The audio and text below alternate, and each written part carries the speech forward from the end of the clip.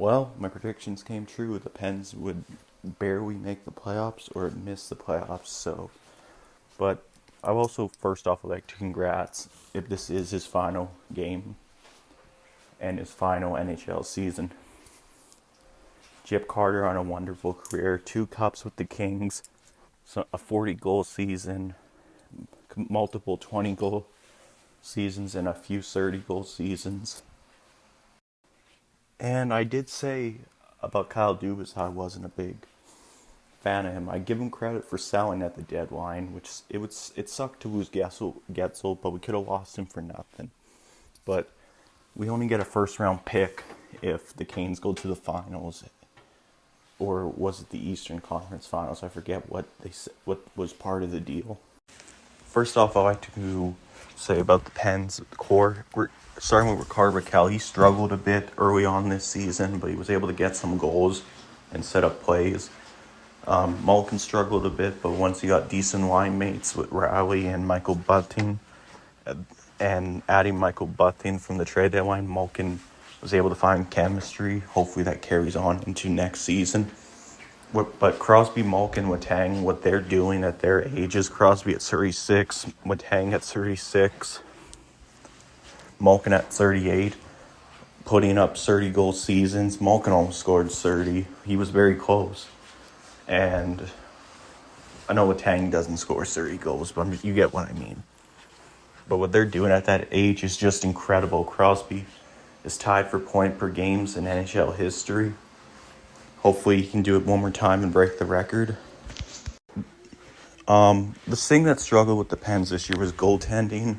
Like, Jarry started decent this year, but lost his job to Ned, and I hope Ned can resign, and I think Jarry might be on the way out next season the way Jarry was playing.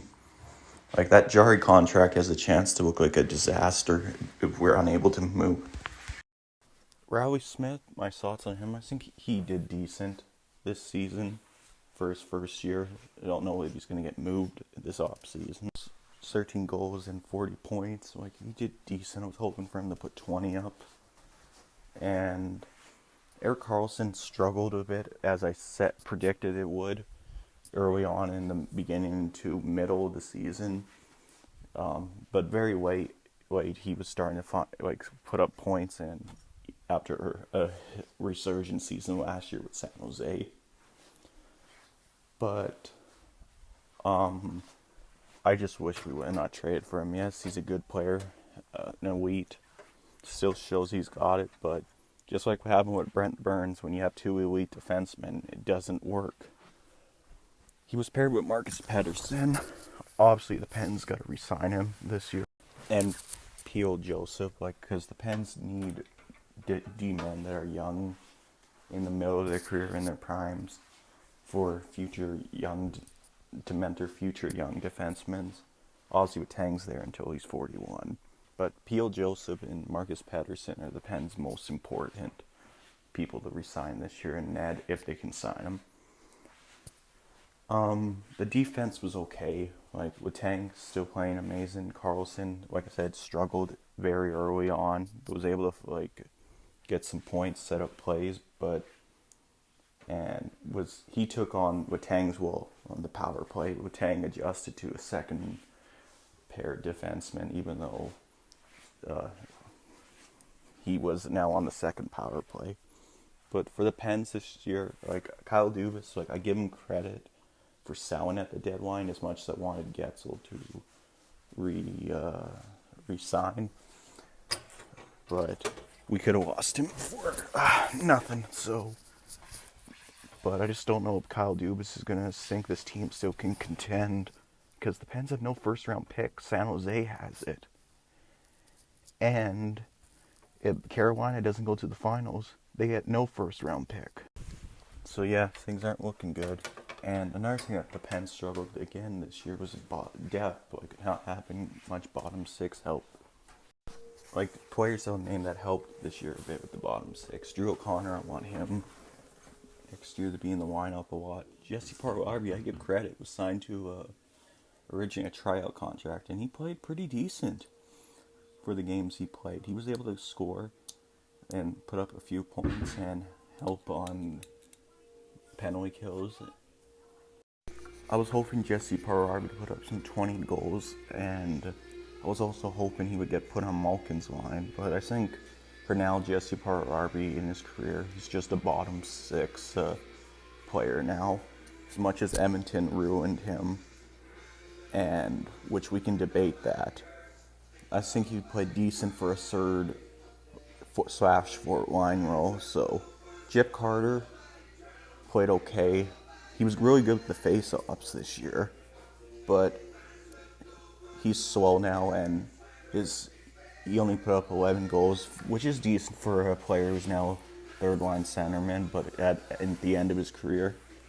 But the Pens, they need to get younger. They need to stop trading future picks and assets away. I did not agree with Kyle Dubas last summer trading for Erik Karlsson. Like, as much as it was cool for him to put on a Pens uniform, play his 1,000 game as a Pen, set up Crosby's 1,000 assists, as much as it's cool, but the Pens possibly will have no first-round pick going into the draft. And Michael Bunting, looking to be a good, decent player. He played well with Malkin. Let's see if he can carry that into next season. But the Pens, I think they're done. I don't want Kyle Dubas to trade any more picks or assets away. It's time to get players like Samuel Poulin into the lineup next season and develop the prospects in the AHL. And not trade at all. And next year, if there's expiring contracts, veteran players that you're able to move, or players with no moves that want to move, trade them. Get first-round picks or whatever you can get for them. Because, let's be real, I think it's done. We've had a good run. Unfortunately, bad moves draining the prospects after 2017 and Ron Hextall wrecking the team. We're done. But if they try to contend, and Kyle Dubas, I hope he doesn't do anything stupid. We'll most likely try one last time, and I really think if they do contend, next year is going to be the last time they try it with Crosby and Malkin, because they're getting older. Who knows if Crosby has another point per game season left, and Malkin continue to play really good. We don't know. And Karlsson, I don't think he's going anywhere. I think they're stuck with that $10 million contract, and no one's going to take on it unless you trade picks and prospects and retain 50% of the salary. As much as I want to see Crosby and Malkin get one more cup, it's not going to happen unless they're in some place else. But they're going to retire as Pens. So, going forward next year, I think the Pens should just accept it's over and just rebuild, get enough prospects and assets you can get for people like Weishauer and others and re-sign Marcus Pettersson and P.O. Joseph. So overall, I'm happy with the team for what they gave me as a season, and I'm not going to complain. 3 cups in a window is pretty good. And another thing the Pens struggled with, which I forgot to mention, was their power play. Todd Reirden needs to go, and Mike Sullivan. I love Sullivan. He will always be a legend, but it's time to take the team in a different direction. He'll get a good job with a young, speedy team like the Devils. So yeah, trade any veterans that are on expiring contracts and no moves, like Rickard Rakell, Rust, Riley Smith. He doesn't have a no. Does he have a no move? I'm not sure, but since they're on expiring contracts, trade them, get pieces. That's what I would do if I'm Kyle Dubas. But because the Penguins need prospects going forward.